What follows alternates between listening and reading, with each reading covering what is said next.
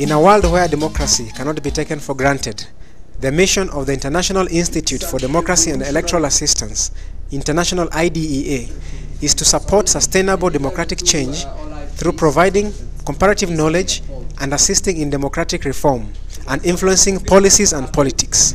The International IDEA and ICJ Kenya partnership is a partnership that seeks to promote our works. We try to complement each other's work.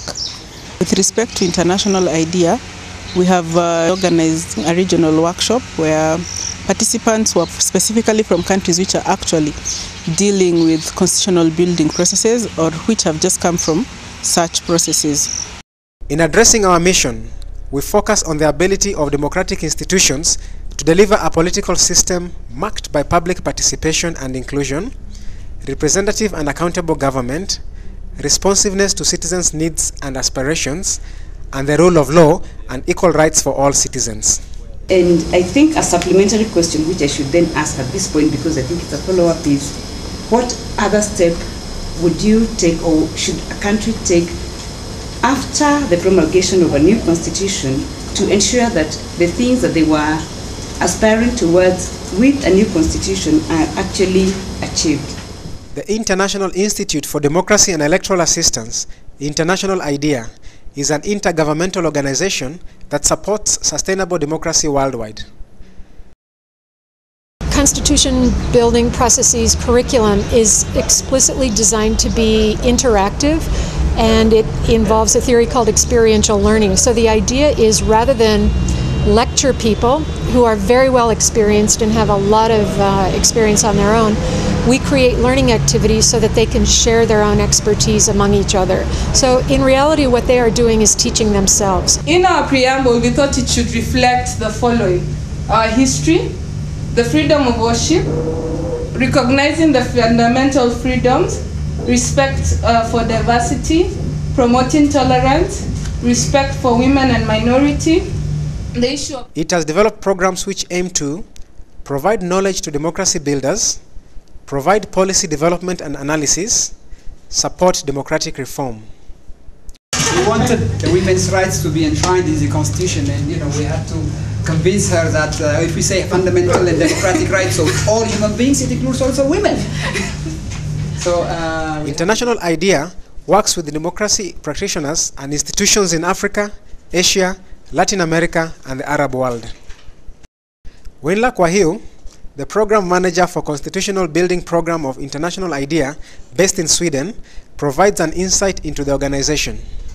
We currently have 25 member states who come from across the globe, distributed in all the 5 continents, and essentially they work through a secretariat which is headquartered in Stockholm with a statute that gives us a mandate to support democracy by developing comparative knowledge resources, by working together with national practitioners where it adds value and where they invite us, and also by looking at how to make international assistance more effective in supporting, financing, and promoting and building democracy. International IDEA provides knowledge resources in the form of handbooks, databases, and websites, training materials, and foster expert networks. When one looks at the processes themselves, I think what is common in majority of the African processes was the central role that was taken by negotiation between the political actors. Maybe the conflicts they had were because human rights were violated so much. yeah. So they have to show their determination in the preamble of how they are. Because that then can help us to pick out a few points that we might want to use in our own constitution building processes. IDEA conducted a pilot training workshop in Nairobi, Kenya from the 2nd to the 6th of November 2009. The participants, coming from the different African countries of Kenya, Uganda, Rwanda, Zimbabwe, and Somalia, went through innovative and highly interactive sessions. Everyone has the right to practice their own religion. There we agree. Yes? Are we agreeing on the religious aspect? Yeah, yes. We agreed. No, you are making us to agree. No, we agreed. Do not listen to him. What is the next way? No, we are putting this one of mine. People in this country have been seriously discriminated because of their ethnic origin. So I'm fighting this one. No discrimination based on ethnic origin. We'll observe what's happened to you. Your role is you assume that identity. Let's come to the second last here. Who are you? I work as a cobbler, but the money I get is so little, it cannot even buy food for the family. The pilot training curriculum for this was developed by Dr. Christine Warren, and she shares her thoughts with us. It's a very innovative method of teaching, but all of the most modern training curricula around the world use this method of experiential learning. It's very effective. People enjoy it a lot most of the time. They have fun while they're learning, and they feel very rewarded by the sense of teaching themselves and discovering themselves. So it's also a very democratic learning methodology because people are sharing experiences among themselves rather than looking to a higher authority for information. By accepting this formal language, no right of the Sharia will be what you call violated. Principle of diversity in religion, ethnicity, custom and culture and language. It represents the sky and the authority beyond the sky, the higher authority, which is, God or the other beliefs. Whatever you think of. And we have got this bird, which is ministers representing the 61 tribes, and it's supposed to be a symbol of peace. WINLAC sheds more light as to how International IDEA did the selection of participants. We have a very gifted and very diverse group of participants. Their profile, when you look at them, is that they have all been involved in a very practical way in building, making, reforming their constitutions. They are not academics, they are not people who just do a lot of analysis and are not engaged. They are actually people who are engaged in these issues. We have got parliamentarians, we have got media activists, we have got civil society activists, and we even have governmental staff, but all of them connected in one way or another with trying to make their constitutions work in practice, not in theory. Drafts like the Bomas draft, the Waki draft, Kilifi draft, and now the constitution, the experts are looking into the constitution. So the Nairobi conference was facilitated by a group of resource persons with a large wealth of experience. We have a mixed team of resource facilitators, and they are quite excellent. Okumba Miroka, who is a lead facilitator, is very well known in the region, and he is a lead facilitator within the UN agencies around here who have been doing capacity building. Salma Maulidi from Tanzania is also a very well-renowned figure in this area. She is also a lawyer who's been involved as a lawyer in activism around questions of women's rights and gender. And then John Songo is actually somebody who has been working with the military forces in Uganda and even in the region, and he is working in a very sensitive area, capacity building in military regimes, looking at human rights questions. So very dynamic people. I think their ability is quite multitasking, and their ability to adopt to new themes. This is now a question of building training, and they've taken it like a fish to water. In this particular workshop, I'm the lead facilitator on piloting of the constitution building curriculum that has been developed by International IDEA. So I'm taking particular sessions, and I'm working with a group of 2 other colleagues with whom we actually plan what to do, and then we share the responsibilities. It is not so much a conference, it is a hands-on training with people who are already engaged in the field of constitutional building, and most of our participants come from countries that either are recovering from conflict or are already in processes towards building a new consensus at a national level. The idea behind this workshop is to try and exchange views with particular expertise, and we are facilitating these views coming out of this expertise on how to make a pro-people constitution. Pro-people constitution in that these constitutions should cover all the needs, all the aspirations of the people in these various countries.